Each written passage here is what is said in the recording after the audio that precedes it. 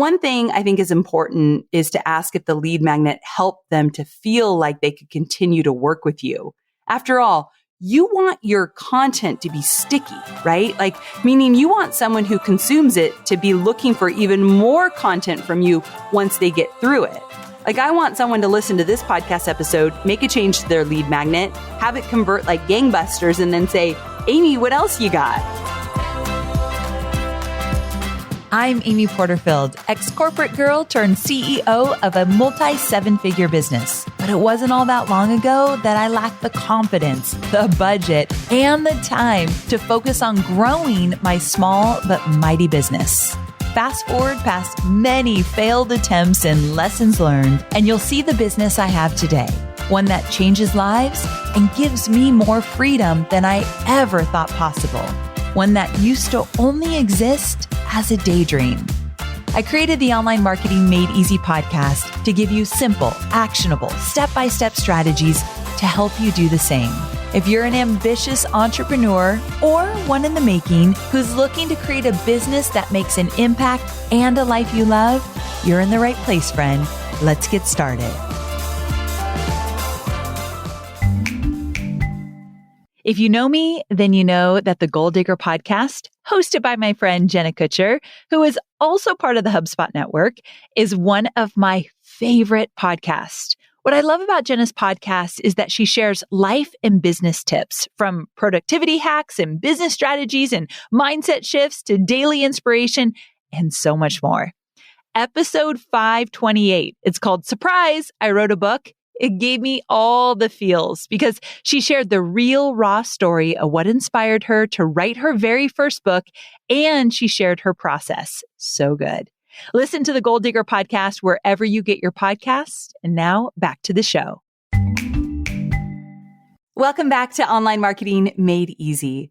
So glad you're here today because we're talking about something that is oh so popular on this podcast, and it's your lead magnet. And more specifically, what to do when it's not converting like you'd like it to. When you're looking at the numbers and not enough people are signing up for this lead magnet that you worked so hard to create. So first, a little story time. When Hobie and I decided we were going to move to Nashville, we were hooked up with a really great realtor. Now, this is going to sound wild, but our realtor, his name is Ed Eason. He also happens to be a lead guitarist for Carrie Underwood. Now, I feel like that is so Nashville. Realtor by day, guitarist by night. And he's been with Carrie for years and years and years. And so he's like this really cool guy, probably one of the nicest guys I've ever met.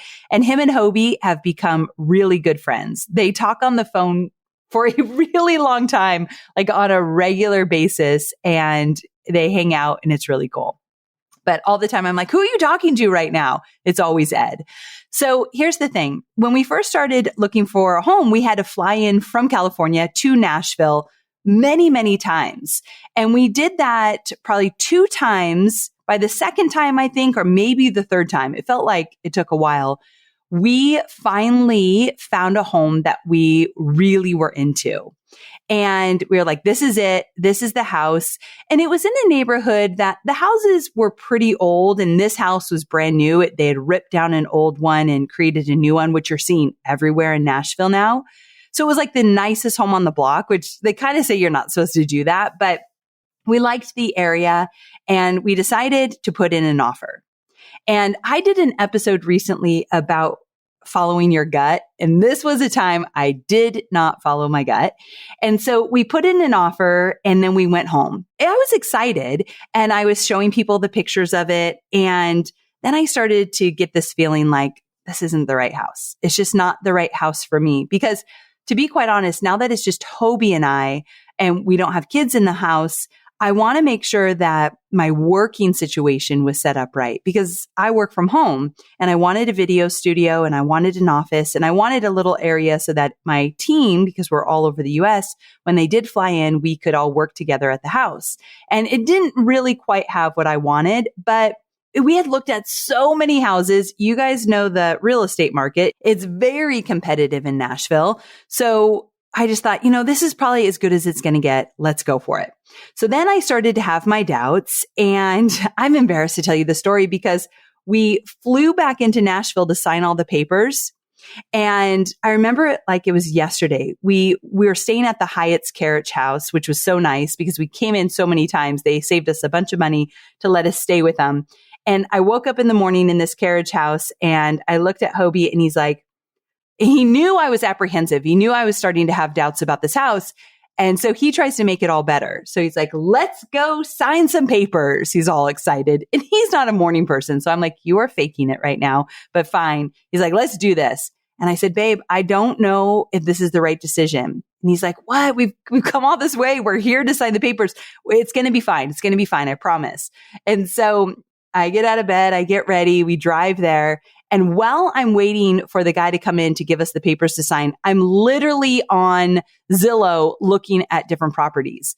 And Ed looks over my shoulder. He's like, what are you doing? I'm like, well, did you see this house? And did we look at this house? And he gave me a look like, oh no. Oh no. And so then they came in and there was one issue with the house, like a permit that wasn't signed. And I jumped on it. I'm like, I think we need to hold off. And Ed's like, I agree. And then later he told me, he's like, you're looking at houses while you're signing. I knew something was off. So I didn't go with my gut. So then and it stung because I was embarrassed. I told everyone it's off. Let's get out of this deal. This isn't right. So why am I telling you this long story? Well, after that, we sat down with Ed and we got really clear about why that house didn't work and what I'm absolutely looking for. And Hobie's really easy in things like this. He's like, babe, whatever you want or need for the business within the house, like I'm here for it. So I got to really just sit down and get clear, which I should have done a long time ago, about absolutely everything I wanted to see in this house that we're going to spend a lot of money on. So it was important. But here's the thing and why I'm telling you this story. When we went back to the drawing board and got really clear and found some new houses that were just like fitting right into what we wanted, boom, we found it. Funny enough, we found it flying home from that trip. We got clear. We looked at a lot of houses. Some of the houses weren't available yet, but we knew what we wanted. Got on a plane. I kept looking on Zillow and there it was. I'm like, Hobie, here's the house. And here we are flying away from Nashville back to California. We actually put an offer on this house before ever seeing it with the contingent of we got to see it before we actually pay the money kind of thing. But next weekend we flew back into Nashville and got this house and we love it. So we had to look at a lot of houses and get really clear before we finally found the one we wanted. And just like that first house that we put our offer on, your lead magnet, I know this is a sharp turn. Stay with me here. Your lead magnet might not be the right fit for your ideal community the first time out, the first time you share it. Even if you think it is, even if you're like, no, this could work. But that doesn't mean that it can't become the perfect fit with a little input from them and a little adjusting on your end. Because what I thought I wanted in a house, I had to tweak that. I had to change it. I had to rearrange the parameters and then boom, I found it. It fit just perfectly. And I believe that some of you have lead magnets right now that there's going to be some tweaks that need to be made. We need to kind of finesse it. We need to change the messaging maybe. Maybe we need to fully change the plan altogether, but you will get to that point where you've got a damn good lead magnet. I really feel confident about that. You got to stay with it. You can't throw up your arms and be like, this is never going to work. You're closer than you think. That's what I want you to hear right now. You're closer than you think.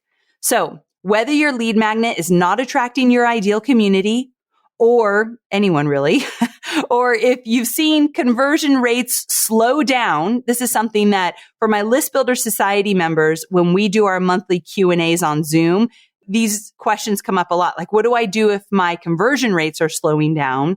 Then first I'll say, trust me, I know the frustration, and I also know how to troubleshoot these issues. So let me start by introducing you to one of my students, Dr. Shannon Irvine.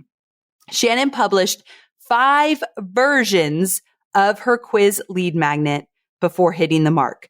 5 versions.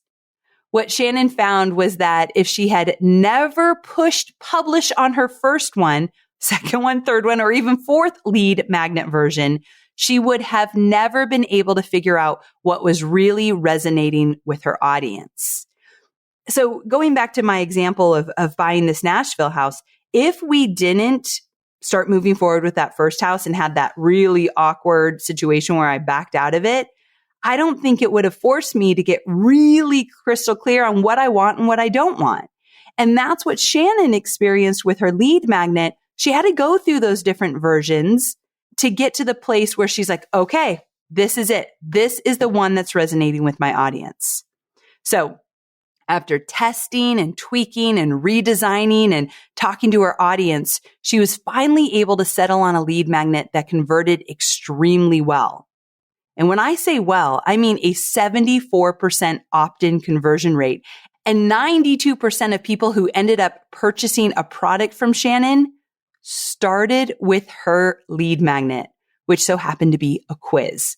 Okay, so I want to say that again. She had 5 versions of a lead magnet.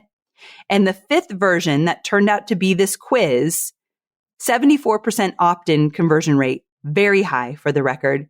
And 92% of the people who ended up purchasing a specific product from her, they actually came from first taking the quiz. That's incredible. So today I'm breaking down 5 phases you can work through to troubleshoot your lead magnet so you too can start converting at a really high rate. But here's what I want to say before we dive in. Sometimes you won't hit that nail on the head right away. But what you'll get from sharing your lead magnet, even if it flops, is guidance on what your audience wants and what they do not want, and really what resonates with them. So if you're struggling with your lead magnet, work through these phases one at a time, and I promise that you'll eventually find one that your audience absolutely loves. Also, I've created a free resource for you that you can grab by heading to my show notes. So go to amyporterfield.com/437. So amyporterfield.com/437. In this free resource, I've taken 5 real life examples from my own students, and I've broken down the tweaks and edits that I'd make to improve these lead magnets from their landing page to their actual lead magnet to their email sequence. You're going to find it immensely helpful when you're thinking about revamping yours. So again, go snag that free resource in my show notes because it's very actionable. When you see it in action, when you see the examples, it will really come to life. amyporterfield.com/437. Let's get to it. Starting with phase 1, put your ego aside. Just because you created the resource and you love it doesn't mean it's perfect for your audience. I know. There's nothing worse than having to check your ego at the door after you've poured your blood, sweat, and tears into something. I've had that happen over and over again.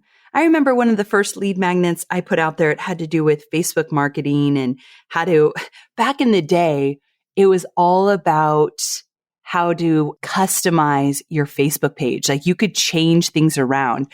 Some of you don't know this, but on Facebook back in the day, you could have like a landing page that people see before they get on your page. And you could do an opt-in, you could do a video, you could do so much more than you can do now.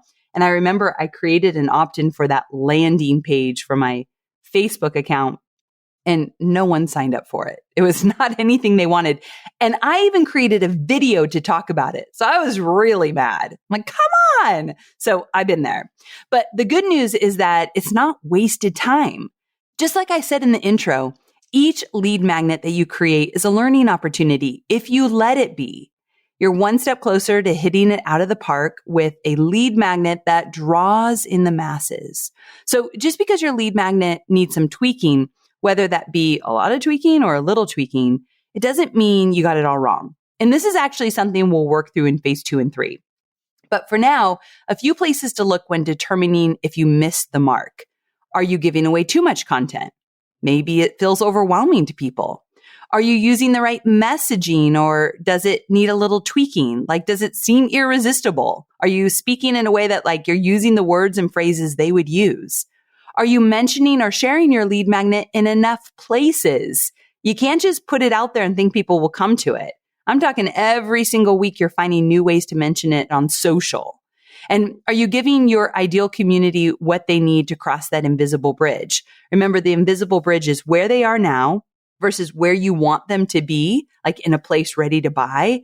So if they need to cross the invisible bridge to get to that place ready to buy, what do they need to know, understand, be aware of before they're ever in a place to give you money?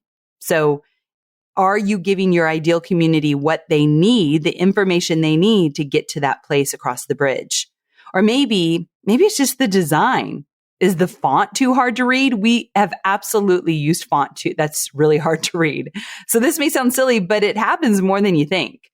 Now, these are things you may not be able to identify yourself. You're like looking at me thinking like, Amy, nice questions. I don't know the answers to these questions.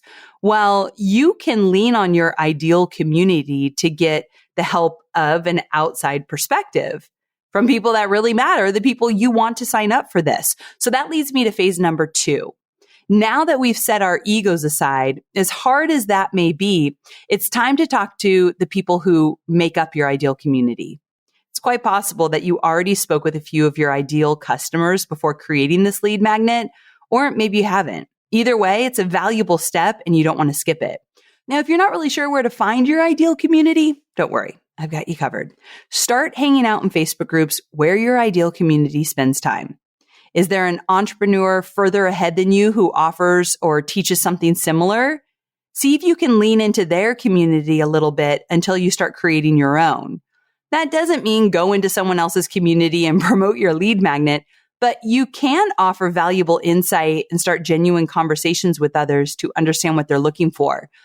I want to be clear about this. I don't think going into other people's communities and being helpful is like the best way to grow your business or grow your email list. Use it for like R&D, research and development. Use these opportunities to collect intel.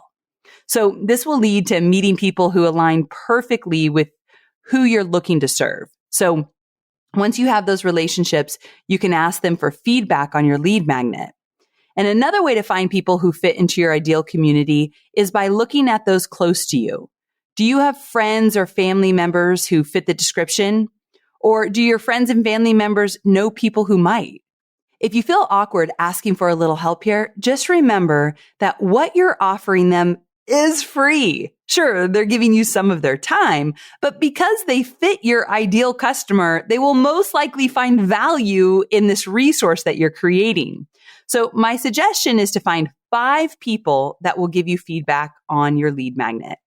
And when you finally get your lead magnet in front of your ideal customers, you can ask them things like, is the length okay? Is the type of lead magnet convenient for them? As in, do they like the format, such as a PDF or video or audio? Would they rather see it in a different format? And I want you to really think about who your audience is when you're choosing how long to make your lead magnet or the type of lead magnet. Here's what I mean. If your ideal community is made up of busy moms, a 15-page PDF that is a lot of work for them to complete is probably not going to be a really attractive or successful lead magnet, right?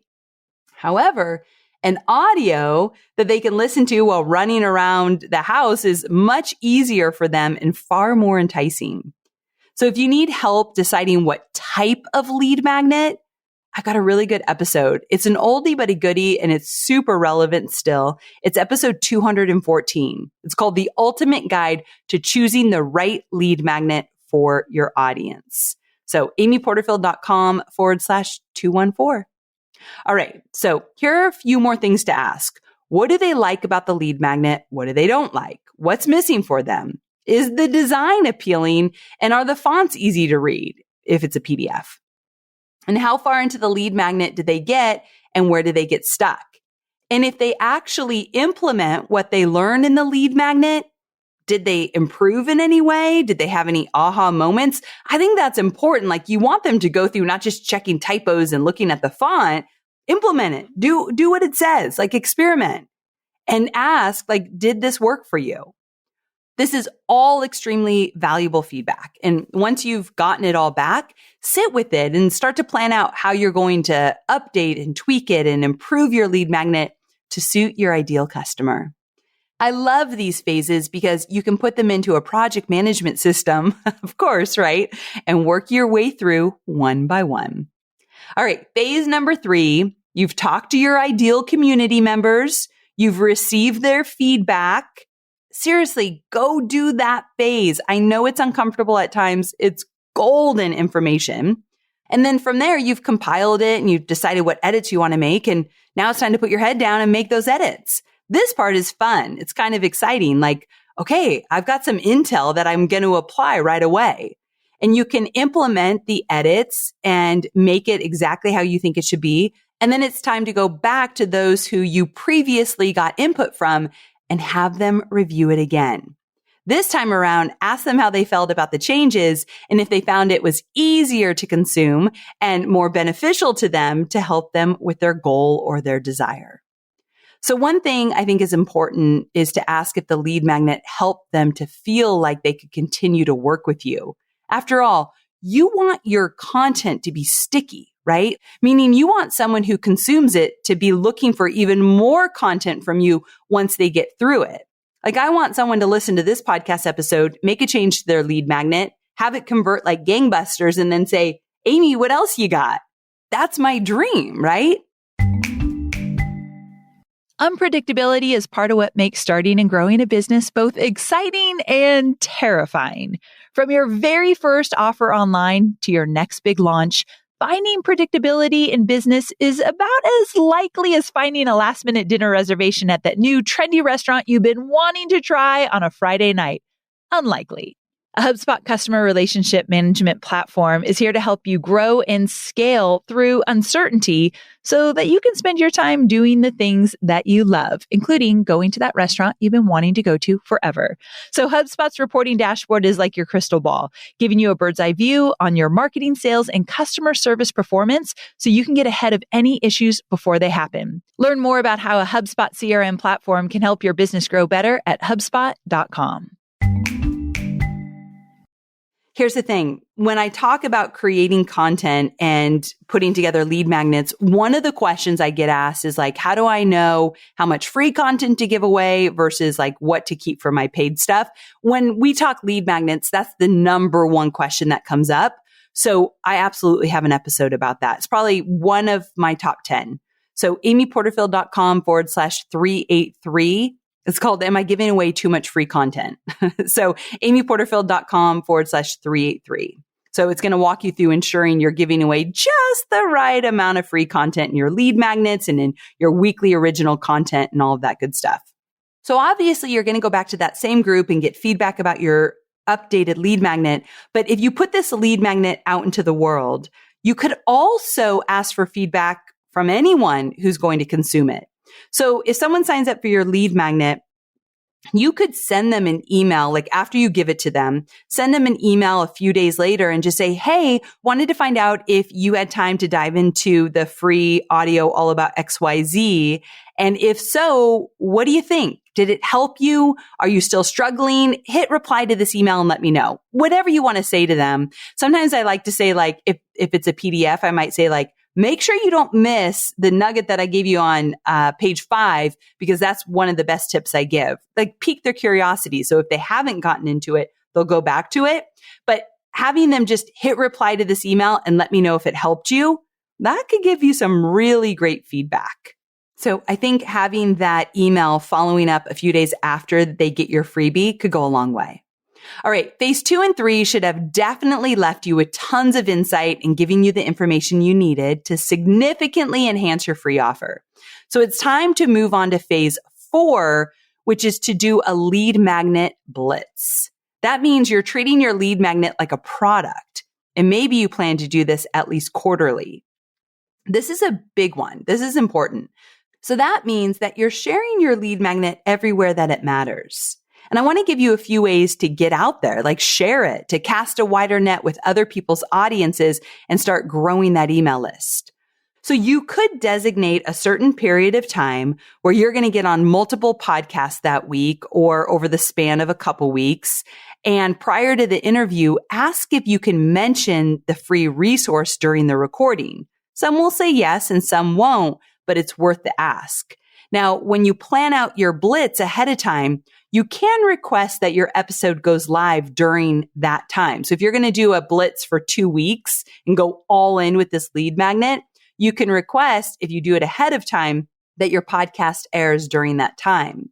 If they can't agree to releasing it at that specific time, it's still worth totally doing it, right? But you can always ask. Another thing to do would be to find ways to contribute to other platforms. So maybe you're going to try to contribute to a big online publication or a blog that your ideal community reads.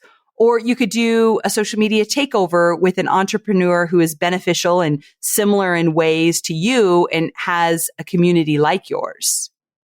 So what I'm saying here is during a specific period of time, you're going all in, all hands on deck with this lead magnet. You're going to treat it like you're promoting a product. That way you're putting a lot of intentionality to it, and that makes a difference. Now, I'm not going to go into too much detail on this because I actually did an episode called 3 Free Organic Traffic Strategies to Grow Your Audience Quickly. So give that a listen for more tips and strategies to get your lead magnet out there. So it's called 3 Free Organic Traffic Strategies to Grow Your Audience Quickly. So give that a listen, more strategies there. So when you're posting on your social media platforms, I encourage you to consider doing both indirect and direct posts. So this is something I don't talk about a lot, but I do talk about it in List Builders Society. So my students might have heard this. So direct posts are 100% focused on driving traffic to your opt-in page. Straightforward, completely obvious that you're promoting your freebie because it leads your audience directly to your opt-in page. Indirect posts are more subtle. They might start with a story or a tip or insight, and you can still promote your lead magnet after you add value, or you don't have to promote it at all and use this instead as an opportunity to nurture your audience and to continue to build a relationship with them. I think it's important that you use direct list building posts. Hey, I've got a freebie. This is important. Click here, go grab it. Here's why you want it kind of thing. But use those sparingly. And then focus more on the indirect posts that drive organic traffic to your brand and eventually help you to grow your email list. That's why I believe email list building, it's a slow go, but it happens every single day if you mix in these direct and indirect posts on social media. So done correctly, you could definitely see a spike in your traffic to your lead magnet. So those are just some strategies that you might want to consider. And this whole idea of a lead magnet blitz, it's something we do in our business. We actually just finished one where we're just focused on, okay, this week we are getting more leads with this lead magnet. And it might even be a lead magnet you've had for a while and you've talked about it, but you're doing different new things to get it out in front of people. I think it's all just about being intentional. So I've got a bonus out there that some of you have access to, and it's all about how to plan your promotional calendar. And in that training, I encourage you to actually plan list building blitz. Like, this is a week I'm going to focus on list building. This is another week. Like, actually put it in your calendar so that it happens. That makes a big difference as well. All right, my friend, this next phase is actually a phase I hope you don't have to do, but I'd be doing you a disservice if I didn't at least touch on it. So phase 5, what to do if it's still not converting. If you've gone through phase 1 through 4, and I mean truly put in the effort for those phases, and you're still not seeing those numbers climb, here's my suggestion to you. Start from scratch. I know it can be like a knife to the heart, but hear me out. If you're still struggling, I challenge you to look over past content that you've shared with your audience and take note of what performed well or what content warranted a response from your audience. Maybe on social media, you saw a huge spike in interaction and likes with a certain post, or maybe an email you sent about a piece of weekly content that you created got a ton of positive feedback. Was there some content that got a lot of shares for you? Look into that. This is a huge green light for what your audience is resonating with when they're starting to respond to some of your content. Now, you might have a really small audience. So you're like, Amy, I've got usually 5 people that comment right now, but this one piece of content, I got 20 people to comment. Well, that counts. Whatever kind of worked well for you, take that. You can use it word for word and then finesse it and make it better into a valuable lead magnet. This is something my student Allie Peach did. So Allie's ideal community are busy moms who need help planning and prepping meals. They're overwhelmed by the planning and also the execution of dinner, and they eat out or get takeout more often than they'd like. But they also know that eating more real food will help them reach their health goals. So they're looking for a process that they can stick to for getting it done, despite picky eaters and sporadic schedules and the other inevitable daily stressors of their lives. So Allie took bits and pieces from other content she'd previously published, parts of another lead magnet she had, content from a podcast episode, and she took all that to build out her freebie. So she took a little from everywhere, and then she packaged it up in a fresh and more comprehensive way, and boom, her audience opted in and loved it. So don't get discouraged during this process. You might already have pieces of the content out there that you need to put together and package in a new way that would be really valuable. And remember what I said in the very beginning. Remember Shannon? She created 4 lead magnets before her 5th one hit the mark and did extremely well. You will get there, my friend.